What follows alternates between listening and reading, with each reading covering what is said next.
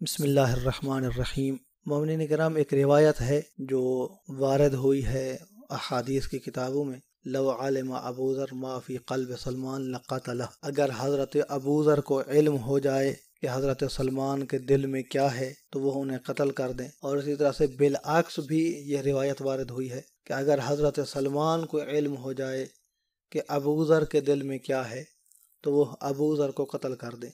تو اس روایت کی بنا پر بعض اوقات مومنین اپنے آپ کو معرفت کے اعلیٰ درجے پر فائز ظاہر کرتے ہیں، اور ظاہر کرتے ہیں کہ ہمارے پاس جو محبت اہل بیت موجود ہے، ہمارے پاس جو مودت اہل بیت موجود ہے، وہ آپ کے پاس نہیں ہو سکتی ہے، اور اکثر سامنے والے کو، مخاطب کو اپنے سے کم تر تصور کرتے ہیں، اور دلیل کے طور پر یہی روایت پیش کی جاتی ہے۔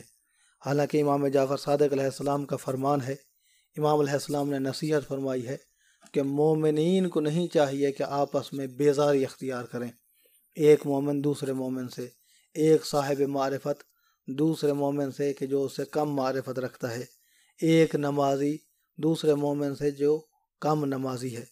امام جعفر صادق علیہ السلام کی یہ روایت یہ موجود ہے، فرماتے ہیں کہ ما انتم والبراء، تم اور بیزاری یہ جچتے نہیں ہیں، تمہیں آپس میں بیزاری اختیار نہیں کرنا چاہیے۔ یبرأ بعضکم من بعض، بعض سے براعت کر رہے ہوں، بیزاری کر رہے ہوں۔ مومنین کا آپس میں بیزاری کرنا یہ امام جعفر صادق علیہ السلام کو سخت ناپسند ہے، منع فرما رہے ہیں۔ ان المؤمنین بعضهم افضل من بعض، فرماتے ہیں ہاں درجات ہیں، بعض مومنین سے افضل ہیں۔ وبعضهم اکثر صلاۃ من بعض، بعض دیگر مومنین دوسرے مومنین سے زیادہ نمازی ہیں۔ وبعضهم انفذ بصیرۃ من بعض، اور ان کے علاوہ بعض مومنین ایسے بھی ہیں کہ جن کی بصیرت زیادہ ہے دوسرے مومنین سے۔ وہی درجات، امام علیہ السلام فرماتے ہیں یہ درجات ہیں، کسی مومن کا کوئی درجہ ہے، کسی مومن کا کوئی رتبہ ہے۔ لہذا مومنین اپنے ان مراتب پر اور اپنے آپ کے خیال میں کہ ہم زیادہ محبت اہل بیت رکھتے ہیں، دوسرے مومن کی تحقیر نہیں کرنا چاہیے، تنقیص نہیں کرنا چاہیے، کیونکہ مومن کی حرمت کعبہ سے زیادہ ہے روایات کے مطابق۔ رہی بات اس روایت کے حوالے سے کہ اس روایت کا کیا مفہوم ہے، تو اس روایت کو سمجھنے میں علماء اعلام کے درمیان بھی انتہائی شدید اختلاف ہے کہ اس سے کیا مراد لیا جا سکتا ہے۔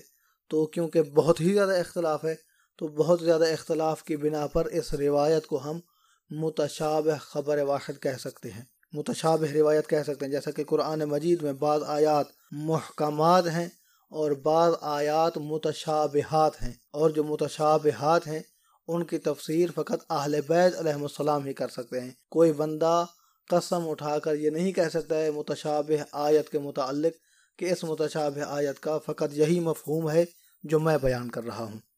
لہذا نمبر ایک تو یہ متشابہ روایات میں سے ہے، اور اس کے متعدد معانی کیے گئے ہیں۔ ان معانی میں سے، ان احتمالات میں سے ایک احتمال تو یہ بیان کیا گیا ہے کہ یہ روایت تقیہ کی اہمیت کو بیان کر رہی ہے، کہ اہل بیت علیہ السلام کی محبت کو، اہل بیت علیہ السلام کی مودت کو کس قدر دل میں چھپا کر رکھنا چاہیے کہ وہ راز کسی دشمن کے ہاتھ نہیں آنا چاہیے۔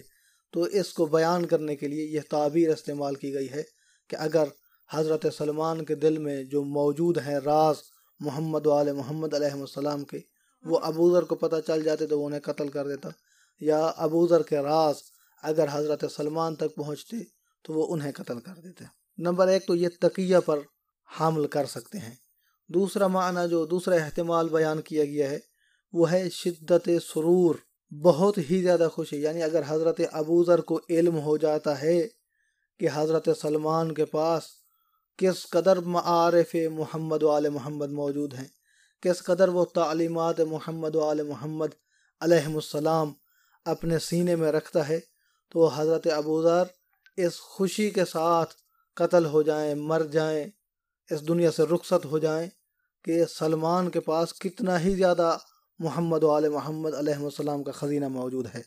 یا بالعکس اسی طرح سے حضرت سلمان کو خوشی ہو، تو خوشی سے مرنا ایک محاورہ ہے، محاورتاً یہ استعمال کیا گیا ہے یہاں پر لفظ قتل کو۔ تیسری بات یہ ہے کہ یہاں پر جملہ شرطیہ استعمال کیا گیا ہے، لفظ لو کا استعمال ہے، لو علم ابو ذر ما فی قلب سلمان لقتلہ، اگر معلوم ہو جائے، تو اگر کا صیغہ یہ فرض پر دلالت کرتا ہے، اور ہمارے پاس یہ قاعدہ کلیہ ہے کہ فرض المحالی لیس بمحال، محال چیز کو فرض کرنا محال نہیں ہوتا ہے، جیسا کہ قرآن مجید کے اندر بھی آیا ہے لَإِنْ أَشْرَكْتَ لَيَحْبِطَنَّ عَمَلُكَ، اللہ کے رسول کو خطاب کیا جا رہا ہے کہ اے اللہ کے رسول اگر تو نے شرک کیا لَيَحْبِطَنَّ عَمَلُكَ، تو تیرا عمل حبط کیا جا سکتا ہے۔ حالانکہ پیغمبر اسلام صلی اللہ علیہ وآلہ وسلم سے بعید ہے کہ ان کی ذات مطہر، ان کی ذات اقدس اللہ کی بارگاہ میں شرک کا ارتکاب کریں، حاشا وکلا ونعوذ باللہ من ذالک۔ تو یہاں پر بھی جملہ شرطیہ استعمال کیا گیا ہے۔ اس حوالے سے صاحب قوانین الشریعہ کا جو نظریہ ہے وہ اس حوالے سے کیا لکھتے ہیں؟